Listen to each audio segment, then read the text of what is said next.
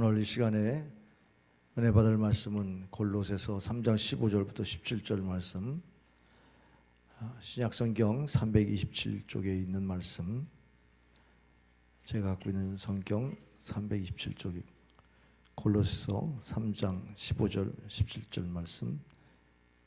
이 말씀을 제가 봉독할 때 하나님의 음성으로 듣길 바랍니다. 그리스도의 평강이 너희 마음을 주장하게 하라. 너희는 평강을 위하여 한 몸으로 부르심을 받았나니 너희는 또한 감사하는 자가 되라. 그리스도의 말씀이 너희 속에 풍성히 거하여 모든 지혜로 피차 가르치며 권면하고 시와 찬송과 신령한 노래를 부르며 감사하는 마음으로 하나님을 찬양하고 다 같이 또 무엇을 하든지 말에나 일에나 다 주 예수의 이름으로 하고 그를 힘입어 하나님 아버지께 감사하라. 아멘. 오늘 맥주감사절에 여러분의 삶을 하나님께서 여기까지 인도하신 에베네셀 하나님을 찬양하며 감사하는 예배가 되길 바랍니다. 감사절을 특별히 하나님께서 우리에게 허락하신 것은 우리가 평상시에 감사를 잃어버리고 살기 때문이라고 또 생각할 수가 있죠. 감사함으로 하나님께 영광을 돌리는 귀한 예배 되길 바랍니다. 마틴 루터가 크리스찬과 비크리스찬의 구분점이 있다면 그것은 감사에 있다고 그랬습니다. 우리가 하나님 앞에 감사할 것을 찾아보면 너무나 많은 감사거리가 있는데 우리가 생활의 분주에서 생각하지는 못하고 살다 보니까 우리가 감사를 잃어버리기 쉬워요. 그래서 이렇게 절기를 통해서 다시 한번 우리가 감사를 생각해 보니까 평안이 얼마나 감사한지 모릅니다. 우리가 평안하다고 하는 게 초신자들이 교회 나오면 평안하다고 그래요. 교회는 천사들만 모인 곳인가요? 아마도 좋은 사람들이 많이 있다고 이렇게 이미지가 좋은 마음이 있기 때문에 교회 오면 좀 편안합니다. 그렇게 생각할지 몰라요.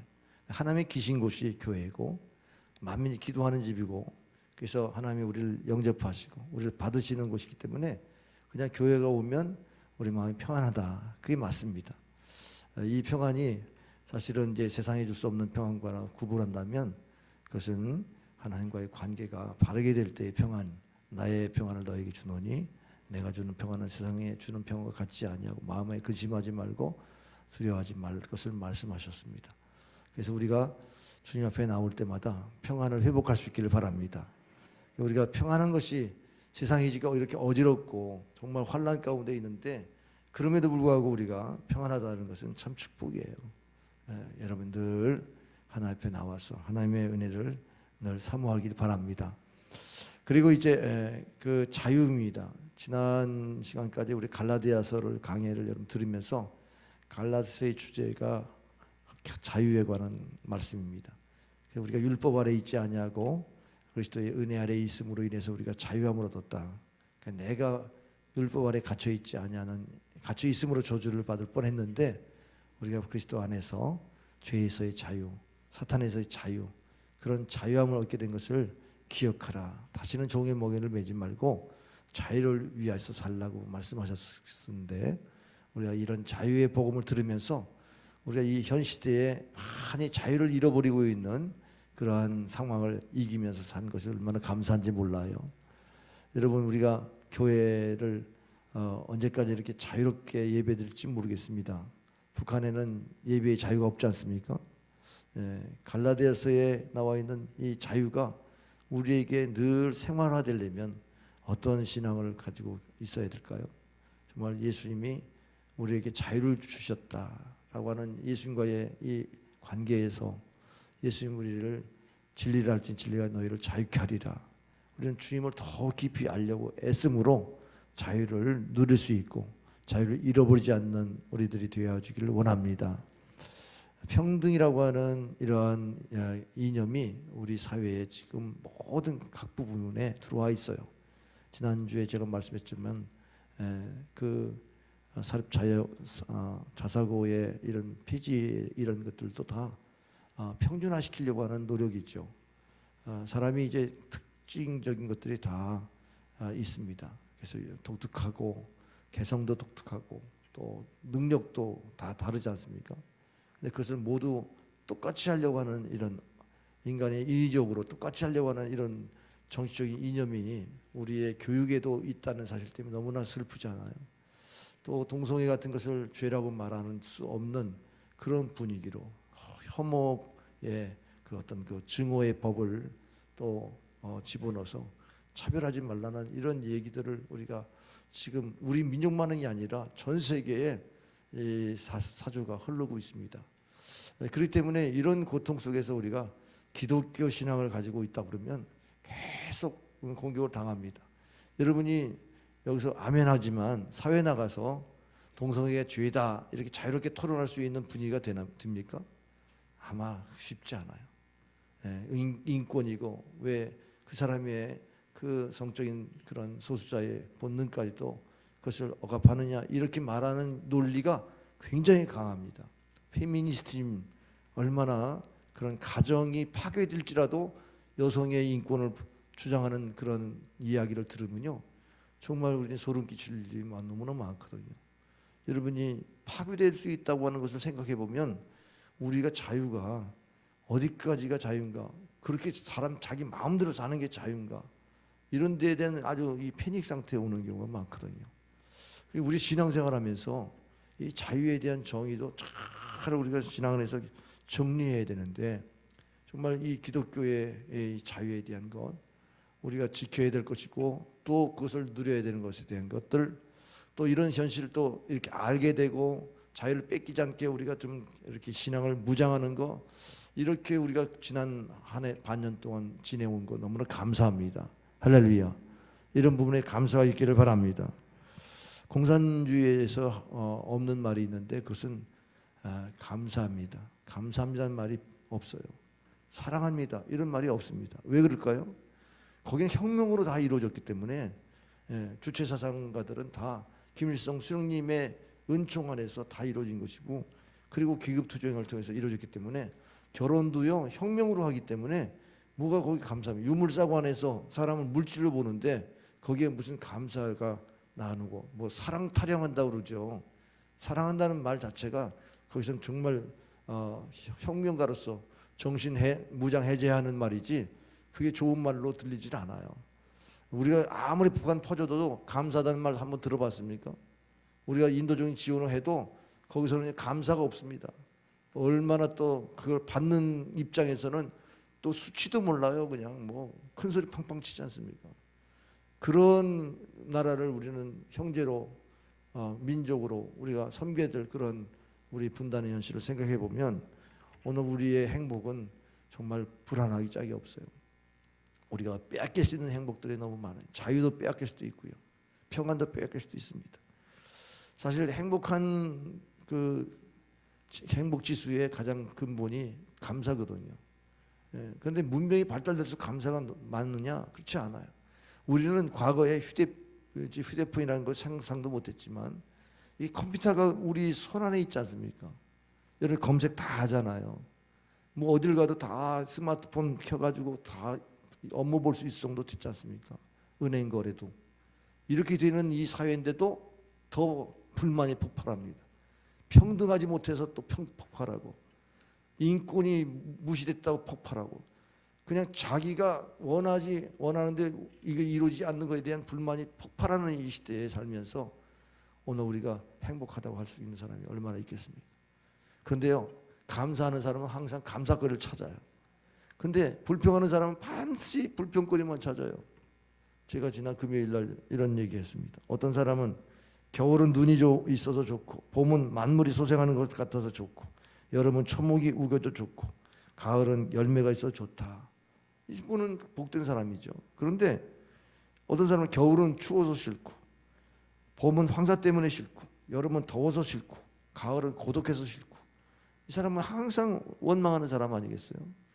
그러면 감사는요 존재론적인 거예요. 그 사람의 근본이 성품이 감사를 말할 수 있는 성품이 되었기 때문에 감사거리를 찾는 거지. 공산주의자들이 감사의 본질이 없는데 유물사관으로 되어 있는 그 생각에서 어떻게 감사하는 표현이 말이 나올 수 있겠어요? 감사는요 하나님의 은총에 대한 것을 우리가 느끼면 느낄수록 영적인 감사가 되는 겁니다. 이게 영적인 것이지 절대 물질적인 게 아닙니다. 감사가 무릇 지킬 만한 건 네 마음을 지키라. 이에서 생명이 난다. 마음이 생명이라는 것은 마음 안에서 우리가 모든 살 기운이 생기는 건데, 마음이 병들어 보세요. 감사를 잃어버리고 원망해 보세요. 거기에 무슨 생명력이 일어나면 남을 살리기보다는 사회를 망가뜨리고 가정을 파괴하는 것이죠. 그래서 우리는 감사가 우리의 인생의 복된 통로인 것을 믿으시기 바랍니다. 어떤 그 재산가가 이제 세금을 내야 되기 때문에 세무 회계사를 불렀어요. 근데 회계사가 와가지고 재산 목록을 달라고 그러니까 나는 재산이 많다고, 괜찮다고, 얼마든지 제가 적게 낼 수 있는 방법을 아니까 재산 목록 가져오시라고. 그래서 말씀하는데 얘기가 이런 겁니다. 나는 영생을 가졌습니다. 영생을 가졌다? 아니, 나는 참으로 크고 아름다운 집을 갖고 있습니다. 저 천국에 나의 영원한 집이 있습니다. 다른 사람들에게 감히 생각지도 할 수 없는 그런 평안이 내게 있습니다. 말로 다 할 수 없는 즐거움이 제게 있습니다. 영원히 변치 않는 사랑이 있고, 현숙하고 신실한 아내가 있고, 건강하고 부모에게 순종하는 자녀가 있고, 진실하고 변함없는 친구가 있으며, 캄캄한 밤 중에도 찬송을 부를 수 있고, 생명의 멸관이 있으며, 내게 필요한 모든 걸 충족시켜 주시는 예수 그리스도가 나의 구주이십니다. 이렇게 고백한 거예요. 제가 그걸 성경 말씀 본문을 다 댈 수 있는데 그냥 오늘 그냥 이렇게 말씀하지만 다 성경을 근거로 하는 얘기입니다. 그러니까 회계사가 더 이상 여기에다가 영적인 것에 무슨 세금을 붙일 수 없지 않습니까? 참으로 당신은 가장 소중한 것을 가졌습니다. 그러나 세금을 부과할 수는 없군요. 그렇습니다. 오늘 우리가 세상에서 영원히 이런 영적인 이런 세계 속에서 감사할 조건이 너무 많은데, 오늘 우리는 세상의 것을 가지고 감사를 찾아보니 우리가 감사를 잃어버리고 살지 않습니까? 우리가 천국의 백성인데 하늘의 영광을 위해서 살아가면 감사거리가 넘칩니다. 그런데 우리가 영적인 세계에 살지 않으니까 하나님의 영적인 복은 받았는데 육적인 세계에서 살다 보니까 위의 것만 찾으니까 감사를 잃어버리죠. 맥주감사절은 이스라엘의 절기이죠. 그런데 이스라엘 남자들은 세 절기를 꼭 지키게 돼 있어요. 유월절, 그리고 오늘 이런 맥주절과 수장절 세 절기를 지키게 돼 있습니다. 그런데 그 중에 두 절기가 감사예요. 유월절은 이스라엘 백성 애굽에서 구원받은 이 민족적인 구원의 절기를 감사하는 것이지만, 이 맥주절은 우리 개인이 감사할 수 있는 절기죠. 내가 밭에 씨를 뿌려서 열매를 맺고 첫 열매, 초실절이라고 그러죠. 첫 열매로 맺어진 것들. 여기 프랭크드 앞에 나온 이 보리맥자, 맥주절은 이런 그 보리와 밀, 수염 달려 있는 이런 첫 열매입니다. 그리고 이제 또 가을에 또 거두는 곡식과는 다른 첫 열매로 우리가 맥주절을 드리는 겁니다. 그런데 이 절기를 지키는 방법이 신명기 16장에 잘 나와 있어요. 그것은 복 주신 대로 감사라는 겁니다. 그것은 과거에 대한 반년기 동안 우리가 하나님의 복 얼마나 받았는가를 생각하고 감사하라는 거예요. 오늘이 바로 그런 과거에 대한 것을 인하여 감사하는 절기입니다. 그리고 복을 따라서 감사하라 그랬어요. 그것은 항상 감사하라, 범사에 감사하라, 그런 의미의 감사입니다. 그래서 감사하는 삶 속에서 생각해 보니까 반년 동안 내가 이렇게 하나님이 살게 하셨구나 하는 이런 마음으로 오늘 맥주절을 드리고요. 그다음 복 주실 것을 인하여 힘대로 감사하라, 그런 말씀이 있어요. 그것은 뭐냐? 이제 추수감사절 때에 드려지는 감사는 또 다음 내년에 씨를 뿌릴 것을 종자 씨를 남겨두고 그 씨에 대한 기대를 가지 않습니까? 내년에는 어떻게 심고 어떻게 열매를 맺을까? 그 기대하는 마음에 미래형 감사를 드리라는 거죠. 그래서 지금은 우리는 과거형 감사를 이 맥주절에 드리는 건데, 지난 반년 동안 여러분이 어떤 삶을 살았는지, 늘 감사가 습관이 된 사람은요, 이 시간에 감사가 생각이 나는 게 풍성할 겁니다. 그러나 하나님 복 주신 대로 감사를 잘 못하는 것은, 그것은 안타까운데 10절에 보면 복을 주신 대로 내 힘을 헤아려 자원하는 예물을 드리라. 헤아리라는 겁니다. 지금이라도 헤아려 보십시오. 감사가 바로 우리에게 복이 됩니다. 여기 복이라고 하는 이 단어가 마카리오스라고 하는 그 헬라어와는 다릅니다. 우리가 이제 마카리오스는 하나님과의 관계에서의 복을 말하는데 이거는 물질적인 복이에요. 우리 해피한, 행복한 그런 복을 말합니다. 그래서 은혜를 입은 자가 이제 생활의 복을 누리도록 말씀하신 겁니다. 여러분이 생활 속에서 뭐 건강한 거, 자녀가 잘 된 거 다 오늘 감사로 올릴 수 있어야 됩니다. 이 감사는 또 성전에서 드려야 돼요. 성전에서 너와 네 자녀와 노비와 네 성중에 거하는 레위인과 및 너희 중에 있는 객과고와 과부가 함께 네 하나님 여호와께서 그 이름을 두시라고 택하신 곳에서 네 하나님 여호와 앞에서 즐거워할지니라. 하나님의 택하신 곳이 성전이고 성전에 하나님이 계시고 하나님 앞에 감사할 때에 하나님의 복을 주신 줄 믿으시길 바랍니다. 우리가 돌아볼 대여상들이 참 나그네고 그 고아와 가부 이런 분들 아니에요. 이분들을 우리가 이렇게 초청하고 함께 드리는 이 맥주 감사절이 되어야 하는 것입니다. 그리고 또 감사의 자세는 종되었던 것을 기억하고 감사하라. 자, 이스라엘 백성들이 400년 동안 애굽에서 종되었다가 출애굽을 통해서 가나안 땅에 들어가 있기 때문에 이제는 과거에 우리가 노예 생활했을 때 어떻게 살았는가? 노예에는 감사가 없어요. 그러나 자유케 된 사람들은 감사를 해야 됩니다. 죄에서 자유케 된 것, 사망에서 건져진 것, 노예 생활에서 건져진 것을 감사하시길 바랍니다. 하나님의 자녀가 된 것을 감사하시고 바라고 오늘 이 본문에 보면 15절과 16절, 17절 각각 감사라 하라는 말씀이 있어요. 15절은 감사하는 자가 되라 그랬고 16절은 감사함으로 하나님을 찬양하라 그랬고요. 17절에는 그를 힘입어 하나님 아버지께 감사라 그랬습니다. 오늘 이 감사라는 제목을 가지고 이 맥주절에 어떻게 감사할 것인가를 나누겠습니다.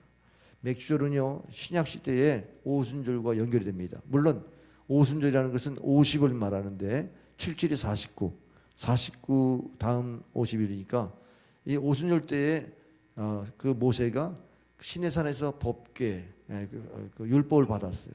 십계명을 받고 그래서 율법을 받은 날이 바로 오순절이 됩니다. 그러니까 이 날을 이제 우리가 감사할 때에 식물로서는 처음 익은 열매를 하나님께 드리는 감사죠. 근데 초대교회는 이 오순절에 어떤 일이 있었습니까? 오순절에 성령이 임재하셔서 성령이 강림하신 날이죠.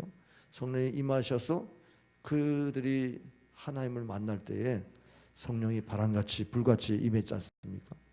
이 입이 돌아가는데 방언이 터졌습니다. 이 방언이 어떤 것을 의미하죠? 바벨탑의 교만을 하나님 꺾으시고 그 언어를 혼잡하게 하시고 민족을 나눴던 그 심판이 다시 회복되어지는 사건이었어요. 그 언어를 자기 나라 말로 똑같이 알아듣는 거예요. 그 신비한 이 방언의 역사가 있어서 이제 교회가 하나 되는 이 회복을 일으킵니다. 그래서 오늘 이 17절에 말씀하실 때에 평강을 우리가 그리스도의 평강이 우리에게 늘 주장하게 하라는 겁니다. 그리스도의 평강이 주장하게 하라고 할 말은 교회가 여러 사람들이 모이지 않습니까? 교회가요 남녀노소 빈부 귀천 유식 무식 다 모여서 주도 하나예요. 믿음도 하나예요. 성령도 하나이니 하나님도 하나이니 우리가 다 하나가 되어지는 이런 기적의 역사가 바로 교회 공동체입니다. 이게 교회가 성령이 임하니까 이게 됐다는 거예요. 그러니까 교회는요 이렇게 하나님의 영이 임함으로 인해서 하나가 되어지는 회복의 역사를 보여준 거거든요. 그럼 우리가 이제 교회 안에서 감사할 일이 뭐냐? 나 같은 사람이 저렇게 훌륭한 사람하고 같이 교제할 수 있다. 이런 생각하면 너무너무 감사하지 않아요?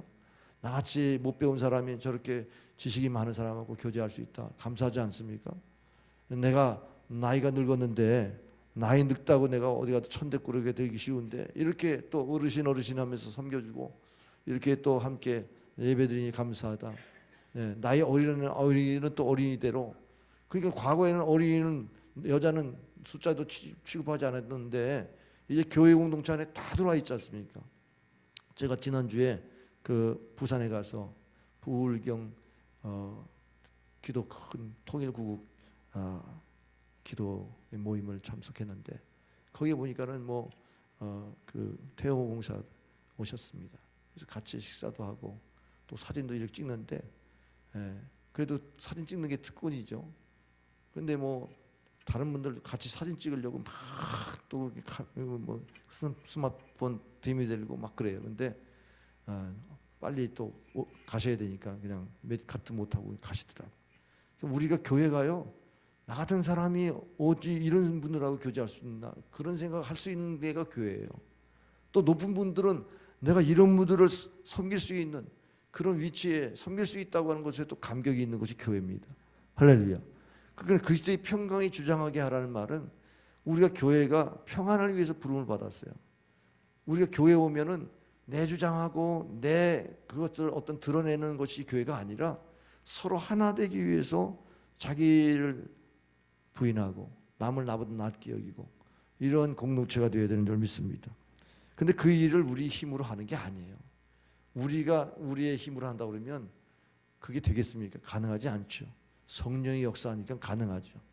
그래서 성령이 역사하니까 요엘서의 예언이 성취됐습니다. 요엘서의 예언이 뭐죠? 늙은이는 꿈을 꾸고 젊은이는 환상을 보고 어린이는 예언할 것이다. 이러면서 참으로 하나님의 그 영이 남녀 육체 위에 임하게 될 때 이런 현상이 일어난다는 거죠. 그러니까는 교회는요, 하나님의 영이 임하면요 다 각각의 은사가 나타나고 그 사람을 통해서 일하실 것들이 나타나니까 교회는 무시당할 사람이 없어요. 하나님 앞에 다 소중한 존재이기 때문에.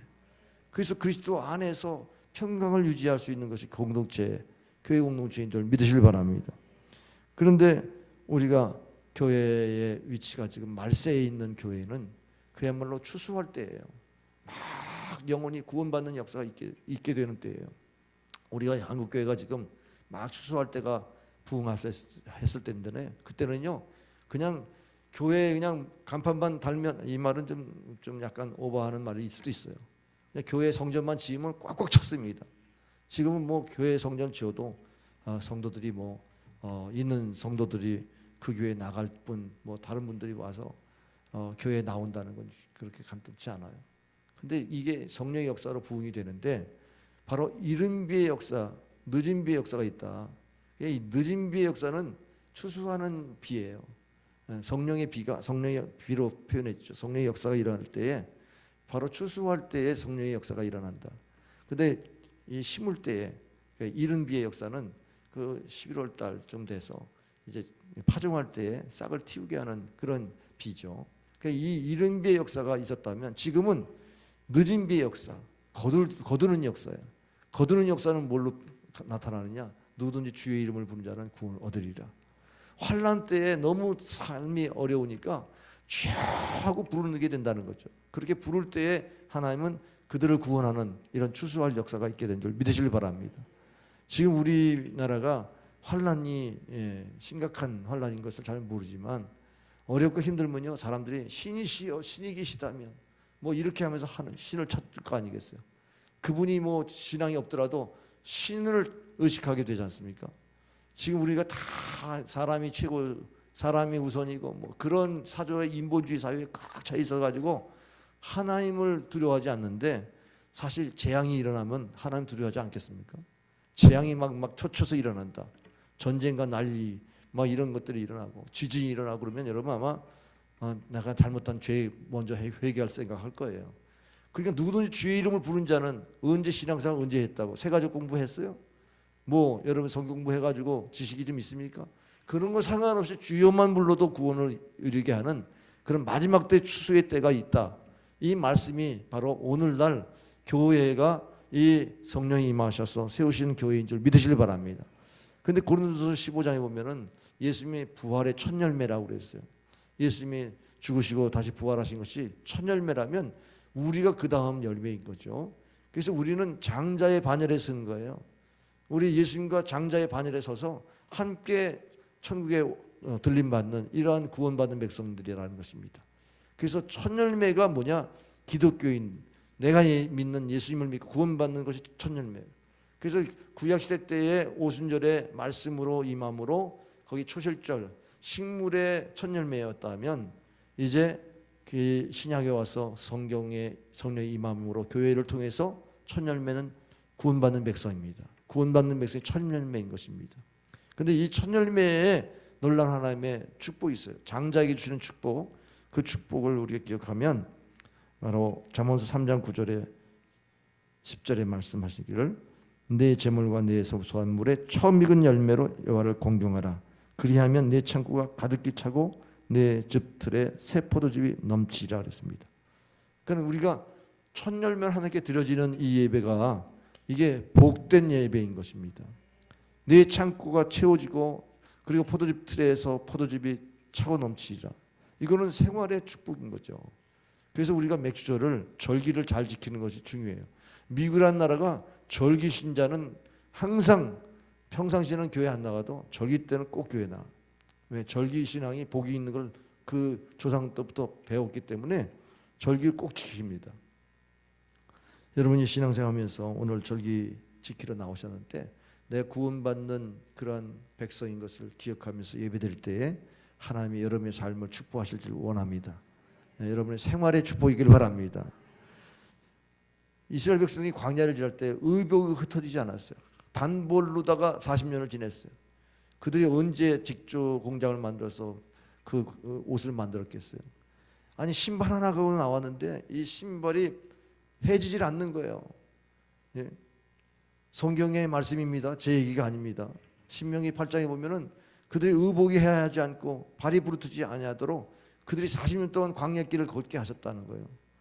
그러면서 만나와 메추라기를 먹이시고 반석에 생수를 터뜨려서 마시게 하시고 그들이 광야 생활도 하나님이 다 책임지셨어요.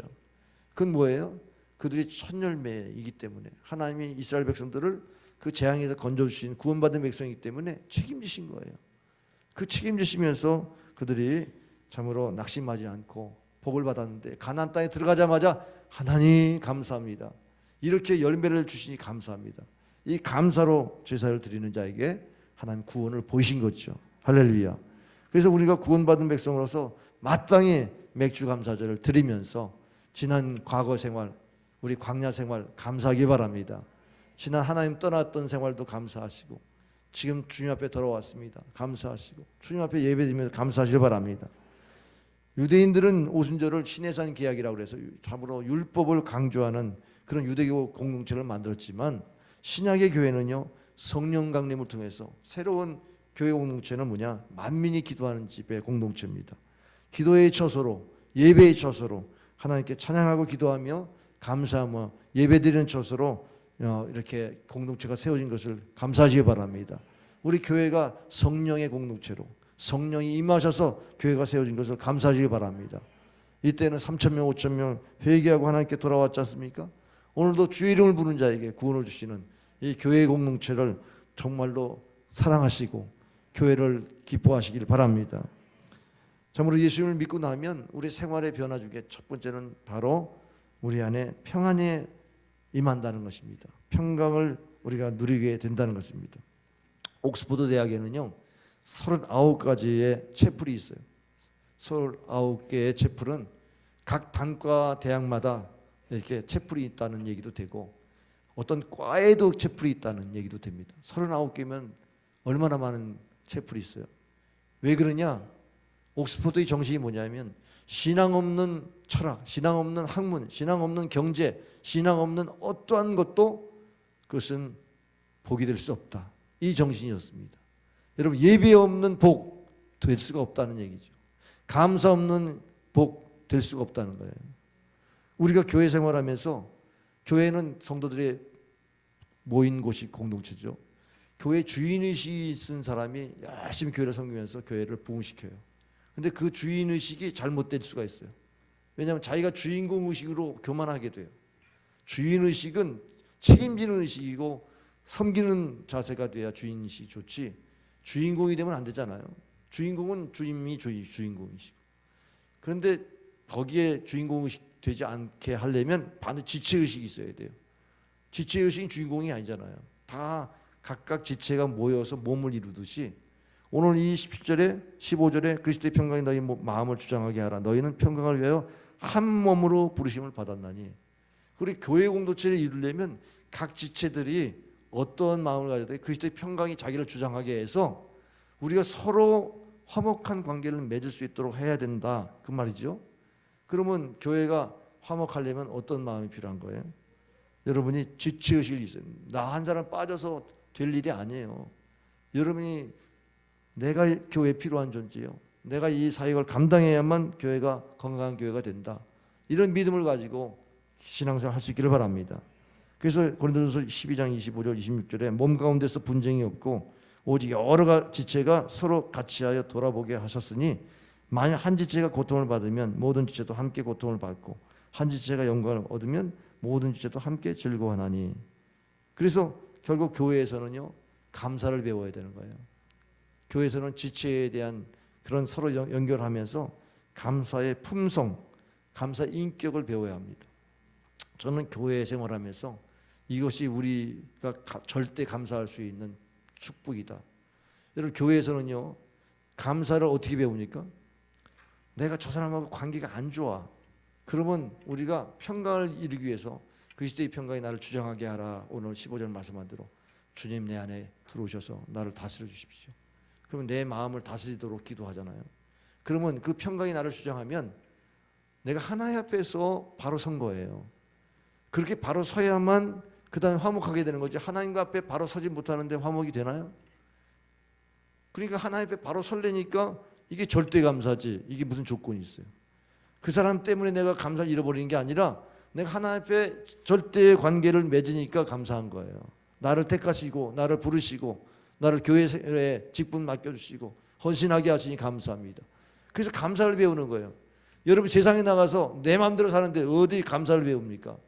절대 감사 못 배워요. 그 다 상대적인 거죠. 저 사람도 내가 나으니까 우쭐대는 감사, 교만의 감사, 그건 있을 수 있으나 여러분이 열등감에 감사할 수 있어요. 여러분이 뭐 다 잘난 건 아니지 않습니까? 뭐가 다 갖춘 건 아니지 않습니까?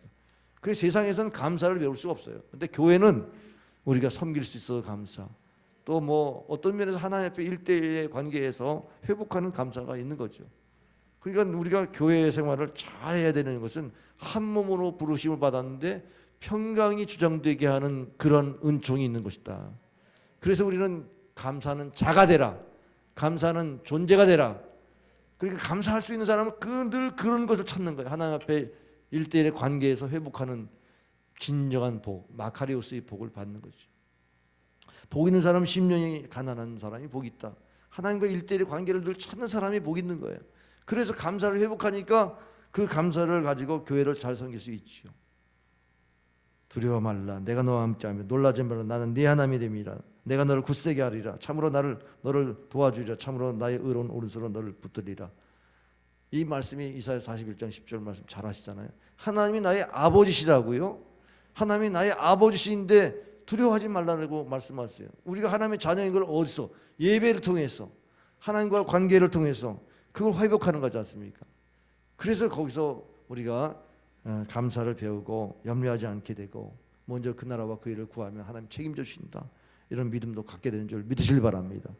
그 다음에 여러분이 신앙생활하면서 찬송의 삶을 갖게 된 것이 감사거리예요. 이 16절에 보면은 참으로 감사하는 마음으로 하나님을 찬양하라. 찬양도요 감사와 연결되어 있어요. 감사 없는 찬양 여러분 드린다고 하면 진짜 마음 없는 찬양이에요. 예, 곡조 있는 가사가 찬송인데 가사의 은혜를 받은 정말 마음도 없는 찬양 드린다면 그건 음악으로만 할지 모르지만 찬양은 여기 시와 마음의 시가 읊어져요. 예, 여러분 신령한 노래, 여러분이 신령하다면 영적인 것입니다. 예, 가요가 아닙니다. 하나님과의 은총을 감사하는 마음의 찬양이에요. 그 고백적인 찬양이 그것이 들어가 있는 찬양을 교회에서 배우는 거예요. 근데 그 교회에서 배울 때에 참으로 그리스도의 말씀이 너희 속에 풍성하게 하사, 하나님의 말씀이 우리 안에 들어오면 그 말씀이 가사가 되고 말씀이 고백이 되고 말씀이 찬송이 되는 거예요. 그러니까 이게 시와 찬미와 그리고 신령한 노래로 여러분이 감사하는 마음으로 하나님께 찬양을 드린다는 것은 바로 찬송이 예배의 출발점이에요. 감사와 찬송이 예배의 출발점이에요. 그래서 시편 100편 4절에 보면은 감사함으로 그의 문에 들어가면 찬송함으로 그의 궁정에 들어가서 그의 감사하고 그의 이름을 송축하리라. 우리가 찬양부터 예배드리잖아요. 묵도부터 하지 않고 여러분이 찬양 때 다 일어나서 회개의 찬양 드리고 보혈을 지나 점으로 하나님의 영광을 위해서 나아가는 이 찬양, 주님의 왕으로 모시는 이 감사를 회복하면서 드리는 예배가 이게 하나님 앞에 참으로 바른 예배인 줄 믿습니다. 그래서 우리는 예배로 하나님의 언약 백성인 것을 확인하게 됩니다. 시편 50편 5절에 보면 이르시되 나의 성도들을 내 앞에 모으라 그들은 제사로 나와 언약한 이들이라. 예배를 통해서 하나님과의 언약의 관계가, 하나님과의 관계가 온전히 되는 거죠. 언약이라는 말은 하나님은 나의 아버지십니다, 그리고 나는 하나님의 자녀입니다가 이게 언약이에요. 그러면 우리가 예배 통해서 하나님 아버지, 전능하사 천지를 만드신 하나님 아버지를 예배한다고 하는 이 고백을 가지고 나아가는 거죠. 그래서 예배를 통해서 언약 백성인 것을 확증하고, 그 다음에 예배 속에서는 어떤 일이 있느냐. 시편 50편 7절 내 백성 다 들을지어다 내가 말하리라. 우리는 하나님 말씀을 경청하기 위해서 듣겠습니다 하고 예배 드리는 것입니다. 할렐루야. 그럼 예배 드릴 때 하나님 말씀이 임하면 그 말씀의 은혜가 돼가지고 찬양이 되는 거죠. 그래서 여러분이 찬양하는 삶을 사는 것이 바로 크리스찬의 모습이에요. 이사야서 43장 7절 21절에 보면은 무릇 내 이름을 일컫는 자 곧 내가 내 영광을 위하여 창조한 자를 오게 하라. 그들을 내가 지었고 만들었느니라. 이 백성은 내가 나를 위하여 지었나니 나의 찬송을 부르게 하려 합니다. 하나님 누구를 부르세요? 하나님을 찬양 부를 사람을 부르신다는 거예요. 하나님을 찬양하고 감사할 자를 부르신다는 거예요. 여러분 지금 예배에 나왔는데 찬양하고 감사하지 않으면 하나님 여러분을 부르신 것에 대한 은혜를 못 받아요. 아, 나를 부르신 것이 하나님을 영화롭게 하기 위해서, 감사와 찬양을 위해서 부르셨구나. 이것만 여러분 가져도 여러분 예배에 감격이 있을 줄 믿습니다.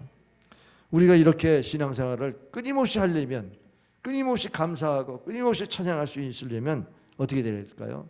그것은 주의 말씀 안에 거해야 됩니다. 오늘 16절에 주의 말씀이 우리에게 풍성히 거해야만 이 찬양도 할 수 있고 감사도 할 수 있어요. 여러분이 말씀이 여러분 마음에 임하기를 사모하길 바랍니다. 데살로니가전서 2장 13절에 보니까 바울이 감사했어요. 왜?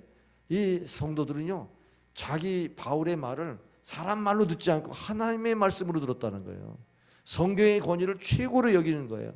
그러니까는 이 하나님의 말씀이 그 안에 풍성하니까 그들이 얼마나 신앙이 견고합니까? 골로새서 2장 6절에 보니까는 뿌리를 내리는데 말씀의 뿌리를 내는 사람은 흔들리지 않아요. 예수님을 구주로 고백한 사람 중에서 말씀이 없는 사람은 풍랑이 오고 시험이 오면 금방 넘어져. 그런데 말씀이 뿌리가 있는 사람은 시험이 와도 넘어지지 않아요. 여러분 광야를 지나는 이스라엘 백성들이 그렇게 먹고 마시는 거 다 하나님이 해결해 주시는데도 계속 원망하고 불평했잖아요. 조금만 마실 거 없으면 또 물 없다고 원망하고, 생활이 뭐 광야 생활이 뭐 화려한 건 아니지만 먹을 걸 걱정하고 살았어요. 그런데 그들이 굶어 죽은 게 아니에요. 불신앙 때문에 죽었지, 원망하다 죽었지, 먹지 못해서 죽은 게 아닙니다. 근데 왜 그렇게 원망했느냐?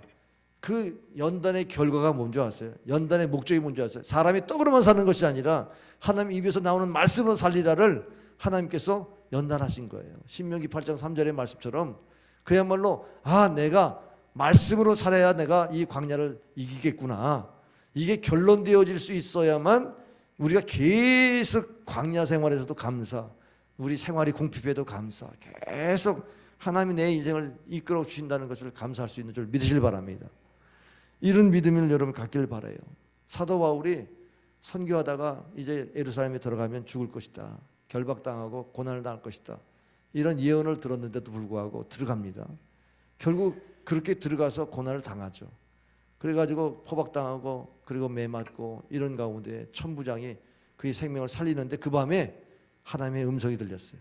뭐냐? 그날 밤에 주께서 바울 곁에 서서 이르시되 담대하라, 내가 예루살렘에서 나의 일을 증언하는 것 같이 로마에서도 증언하여 하리라. 하여야 하리라. 그러니까 로마까지 갈 것을 염려하지 말아라. 너는 반드시 나의 증인이 되도록 내가 로마까지 보낼 테니까 여기서 이 고난을 두려워하지 말아라. 하나님이 말씀을 주셨잖아요. 그러면 어떻습니까? 그 다음날 가서 그렇게 공박을 당하고 핍박을 받아도 나는 로마까지 갈 거니까 여기서 끝나는 인생이 아니야, 담대할 수 있지 않습니까? 그게 사도 바울이 로마까지 가서 복음을 전했다는 겁니다. 오늘 말씀이 있는 사람은요, 어마어마한 파워가 있어요. 어마어마한 파워는 뭐예요? 환난에도 굽히지 않습니다. 믿음을 지킬 수가 있어요. 여러분 이현수 목사님이라고 들으셨어요? 이현수 목사님이 이분이 캐나다 목회하시는 목사님이 뭐 3천 명이나 모이는 큰 교회 목사님이신데, 그런데 20년 동안 북한을 들락거리면서 그렇게 북한을 돕던 그런 봉사자로서 그렇게 헌신한 분이에요. 그분이 어마어마한 뭐 고아원, 애육원, 뭐 육아원 이런 것들을 돕고, 또 컴퓨터, 영어 이런 것들 공급하는 일을 하고, 뭐 의료시설, 뭐 2,000명 수용하는 목욕탕도 만들어주고, 그리고 분유와 기저귀 지원하는 거, 뭐 전염소 돼지 사육하는 거, 뭐 교육시설, 수산업, 뭐 농업개발, 식량지원 이런 모든 것들을 하면서 또 빙상 선수들 또 지원하는 것들, 그래서 150 지역을 돌아다니면서 20년 동안 그렇게 돌봤어요. 근데 이분이 이제 반역죄가 돼가지고 최고의 존엄을 반역했다고 해가지고, 그래서 사형수로 그렇게 갇혔습니다. 이 갇혀서 생활하는데요, 하나님 앞에 정말 감옥에 들어갔을 때 너무나 그냥 너무 더러운 곳이죠. 그 뭐 표현 독방인데 그 뭐 너무너무 더러운 곳이에요. 바퀴벌레가 득실거리고 그런 곳에 들어가서 내가 이곳에 평생을 살아야 되나 두려웠던 거죠. 그런데요, 하나님의 은혜를 주니까 이제 두려운 것이 아니에요. 그 두려운 그 자리가 오히려 기도초가 돼요. 자신이 너무 이렇게 바빠가지고 한번 기도원에 가서 좀 묵상하고 하나님과의 관계를 회복하고 싶은 그런 마음이 있었는데, 거기가 수도원이 된 거예요. 그냥 누구 타지도 안 하니까. 물론 감시병이 있고 CCTV로 늘 감시하는데도 불구하고 그가 거기에서 하나님과의 깊은 교제를 갖게 되어지는 이런 영성을 갖게 됐다고 그래요. 그러면서 하신 얘기가, 영성이 깊으면 트라우마도 사라진다. 무슨 상처냐, 무슨 상처 타령하지 말라. 하나님과 관계가 깊은데 그 상처가 다 감사거리가 되더라. 그러면서 말씀하시더라고요. 근데 그런 부분들이 결국 말씀이 공급되니까 이기는 거예요. 말씀이 공급되는데 기도할 때에 무슨 기도를 했냐? 내게로 돌이켜서 내게 은혜를 베푸소서. 주의 종에게 힘을 주시고 주의 여종의 아들을 구원하소서.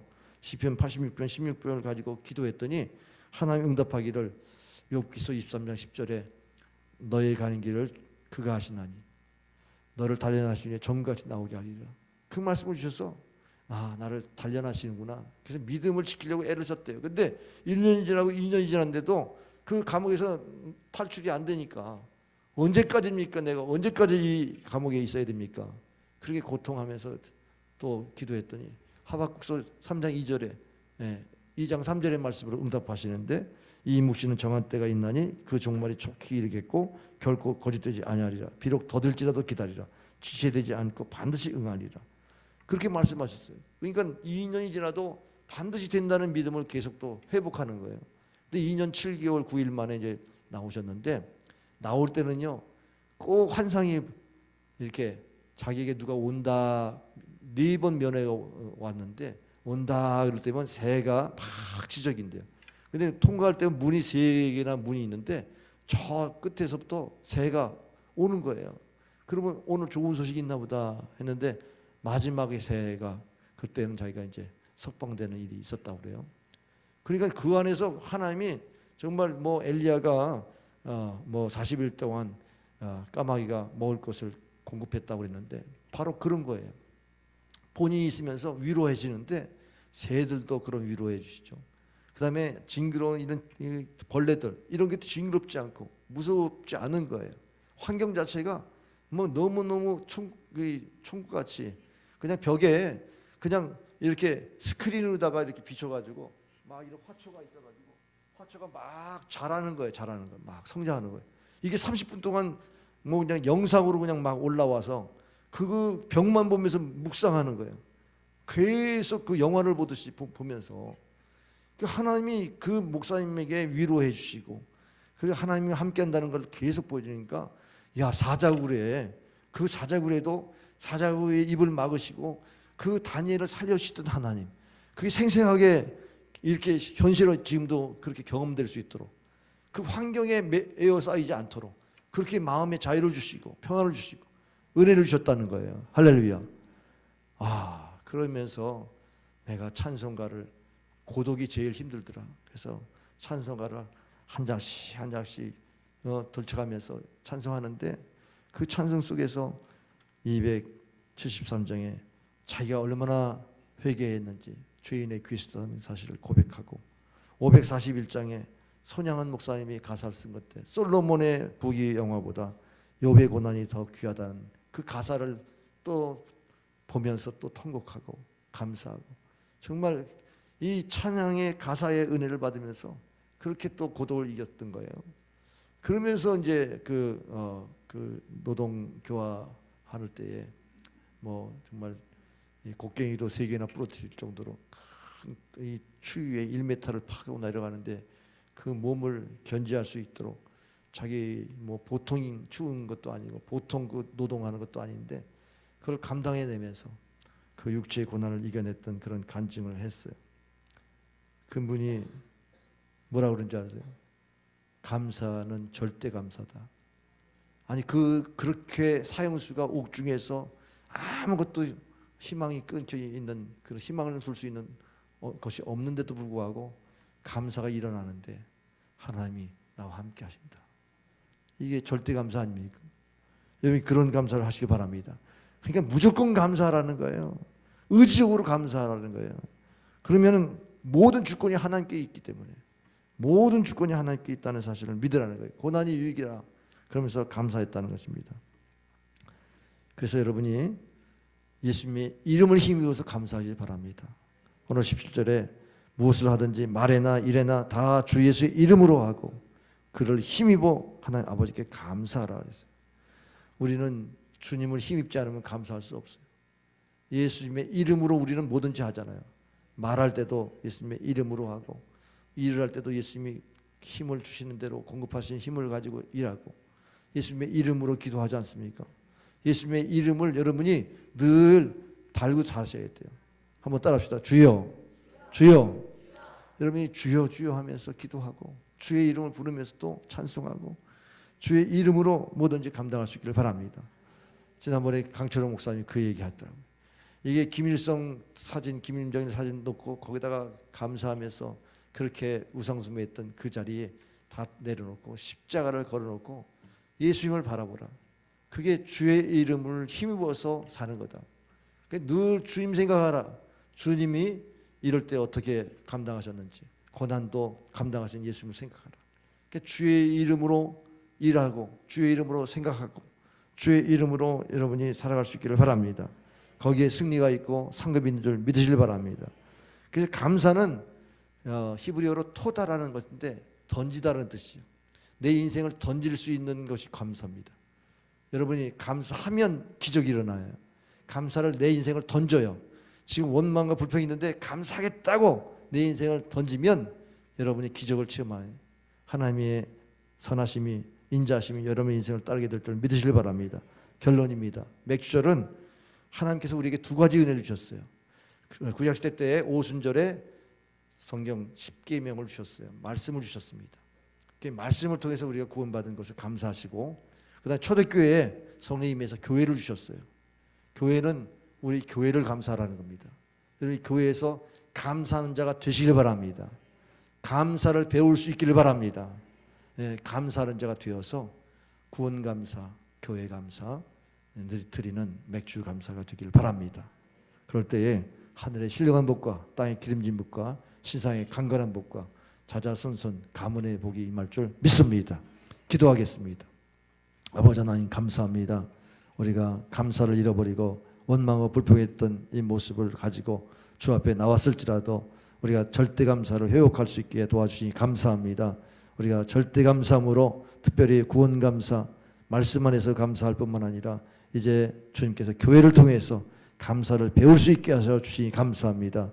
참으로 그리스도의 평강이 주장하게 우리가 늘 신앙생활 할 수 있도록 우리가 지체의식을 가지고 교회를 섬기며 또 하나님 말씀 안에서 풍성해서 찬송을 감사하는 마음으로 드리게 하시고 너를 말에나 일에나 예수 그리스도의 이름을 힘입어서 우리가 감사하는 자가 되게 하여 주시옵소서. 예수님의 이름으로 기도하옵나이다. 아멘.